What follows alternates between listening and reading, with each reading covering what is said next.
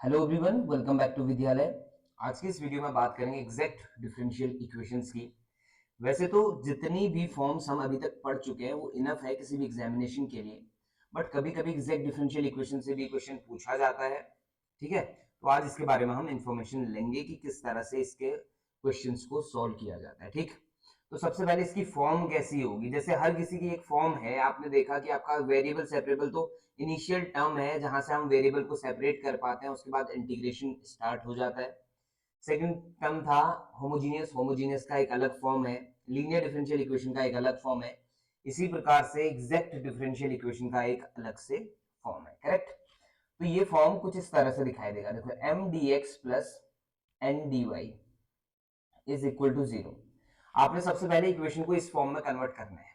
अगर आप कन्वर्ट कर पाए, देखो कभी कभी हो सकता है कि कोई क्वेश्चन होमोजीनियस से भी सॉल्व हो रहा हो, लीनियर डिफरेंशियल इक्वेशन से भी सॉल्व हो रहा हो और साथ ही साथ एग्जैक्ट से भी सॉल्व हो रहा हो।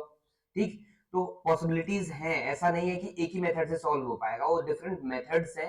बट कुछ क्वेश्चंस ऐसे हो सकते हैं जो अलग अलग मेथड से सॉल्व हो सकते हैं। ठीक, क्लियर।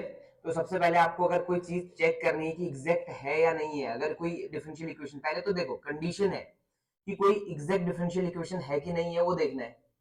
उसके बाद सॉल्यूशन के बारे में हम सोचेंगे। ठीक है, तो सबसे पहले जो इसके बारे में हम चेक करेंगे, ठीक, कि एग्जैक्ट और नॉट, एग्जैक्ट और नॉट यानी कि पता कैसे करेंगे कि एग्जैक्ट डिफरेंशियल इक्वेशन है या नहीं है। तो सबसे पहले आपने क्या करना है, एम को सेलेक्ट कर लेना है, जो भी एम होगा और जो भी एन होगा। मान लो एम है आपके पास, ठीक है, तो एम को आप डिफरेंशिएट कर देंगे partially with respect to y. ये बड़ा सिंपल है। देखिए, एम किसके साथ है, dx के साथ, तो आपने एम को डिफरेंशिएट करना है partially with respect to y, और साथ ही साथ एन को डिफरेंशिएट करना है partially with respect to x. तो इतना करने के बाद अगर ये दोनों इक्वल हो गए तो ये कहलाएगी एग्जैक्ट डिफरेंशियल इक्वेशन। ठीक है, और अगर ये दोनों इक्वल नहीं हुए तो इसका मतलब ये है not exact differential equation. Simple है ना। यानी कि अगर कोई चीज आपका एग्जैक्ट डिफरेंशियल इक्वेशन है तो सॉल्यूशन कैसे करना है, अब उसकी बात करते हैं। पहले तो इसकी चेकिंग होगी कि ये आपका एग्जैक्ट डिफरेंशियल इक्वेशन है या नहीं है। वो कैसे करना है, m को आप पार्शियली डिफरेंशिएट करेंगे with respect to y, again n को आप पार्शियली डिफरेंशिएट करेंगे विद रिस्पेक्ट टू x, और दोनों की वैल्यू अगर सेम आ जाए तो समझ लीजिए कि जो डिफरेंशियल इक्वेशन दी है आपको वो एक्चुअल में एग्जैक्ट डिफरेंशियल इक्वेशन है, और उसका सॉल्यूशन किस तरह से करते हैं वो अब आप आगे देखेंगे। ठीक है, यहाँ तक क्लियर हो गया होगा। ठीक, तो चलिए क्वेश्चन उठाते हैं, उसके बाद में क्वेश्चन में ही आपको समझा दूं कि किस तरह से आपने हैंडल करना है किसी भी पर्टिकुलर क्वेश्चन को। ठीक, जैसे सपोज करो एक क्वेश्चन है, a x plus b y plus g, sorry a x plus h y है, a x plus h y plus g into d x plus h x plus b y plus f into d y is equal to zero. तो जो dx के साथ है वो हमारा m बन जाएगा, और जो dy के साथ है वो हमारे लिए n बन जाएगा। करेक्ट, तो ये बन गया m, और ये आपका कौन है, n है। ठीक है, कोई दिक्कत नहीं है शायद, यहाँ तक तो समझ आ गया होगा। ये फॉर्म भी आपको कहीं ना कहीं इस तरह की दिखाई दे रही होगी, देखो M d x plus N d y type. तो सबसे पहले चेक करते हैं कि whether it is exact differential equation और नॉट। तो उसके लिए आपने क्या करना पड़ेगा, del M upon del x निकाल, सॉरी डेल वाई निकालना पड़ेगा। ये बड़ा सिंपल है। देखो, एम अगर एक्स के साथ है तो आपने क्या करना है, जस्ट अपोजिट पे काम करना है, यानी कि del M upon del y निकालना है। तो अगर मैं y के रेस्पेक्ट में इसको पार्शियली डिफरेंशिएट करता हूं तो फर्स्ट टर्म जीरो हो जाएगा, थर्ड टर्म भी जीरो हो जाएगा, सेकंड टर्म हमें h देगा। Same as del N upon del x, ये क्या दे रहा है चेक कर लीजिए, एच एक्स के केस में h आ जाएगा और दूसरा बाकी टर्म्स जीरो आएंगे। तो देख सकते हैं यहां से कि del M upon del y is equal to del N upon del x, which implies this is exact differential equation. Correct, अगर ऐसा हो गया तो अब इंटीग्रेशन कैसे करना है। सबसे पहले वापस आ जाओ आप क्वेश्चन में। अब ये एग्जैक्ट डिफरेंशियल इक्वेशन है, तो अब क्वेश्चन का सॉल्यूशन किस तरह से किया जाता है वो जल्दी से देखते हैं। ठीक है, into d y equal to zero. तो अब जैसे ही एग्जैक्ट हो जाएगी उस दिन आपने किस तरह से कमेंट करना है कि ये जो टर्म है इसके बाहर से क्या दिख रहा है आपको, dx, यानी इसको आप करने वाले हैं इंटीग्रेट। ठीक है, with respect to x only, यानी taking y as a constant, as a constant, y को आप कांस्टेंट की तरह ले लीजिए और x के रिस्पेक्ट में इसको डिफरेंशिएट सॉरी इंटीग्रेट कर लीजिए, प्रॉब्लम सॉल्व हो जाएगी, ठीक है। और इस वाले में क्या करना है, यहाँ y के रिस्पेक्ट में होना चाहिए था, तो यहां आपने क्या करना है, integrate with respect to y, but only those terms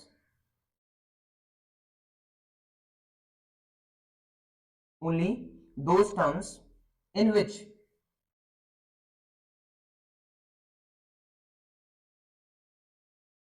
x do not contain, यानी ऐसी टर्म्स को इंटीग्रेट करने हैं विद रिस्पेक्ट टू y जिसमें x ना हो, ठीक है। अब मैं समझाता हूं कैसे करेंगे आप इसको। तो सबसे पहले फर्स्ट वाला पार्ट तो बड़ा सिंपल है, फर्स्ट वाले पार्ट में हमें क्या करना है, इंटीग्रेट करना है और x को वेरिएबल मान के करना है, y एज अ कांस्टेंट काम करेगा, ठीक है। लेकिन सेकंड वाले में हमने उन्हीं टर्म्स को इंटीग्रेट करना है जिनमें x ना हो, और किसके रिस्पेक्ट में, y के रिस्पेक्ट में, ठीक है। चलिए, तो ये आ जाएगा, इंटीग्रेशन का साइन लगाएंगे, ax plus h y plus g into d x plus integration of h x plus b y plus f into d y. अब ये क्या है, ये एग्जैक्ट डिफरेंशियल इक्वेशन है, इस वजह से ऐसा हो पा रहा है, हर बार नहीं होता ऐसा, ठीक है। अब करो जरा इसको इंटीग्रेट, तो ये हो जाएगा a x square upon 2 plus h x y plus g x आ जाएगा यहाँ, और प्लस यहाँ उन्हीं को इंटीग्रेट करना है जिसमें x नहीं है, तो इसको नेग्लेक्ट कर लो, हटा लो इस टर्म को, क्योंकि इसमें x था। तो बी वाई का क्या हो जाएगा, b y square upon 2 plus f y, और इक्वल टू में आप c लिख लीजिए जो इंटीग्रेटिंग कांस्टेंट आता है, ठीक है। बस इतना आपका क्या हो जाएगा, सॉल्यूशन हो जाएगा। इसमें आप चाहें तो एलसीएम ले लीजिए 2 को, अदरवाइज ये आपका सॉल्यूशन है, करेक्ट। समझ आ गया होगा, आसान था क्वेश्चन।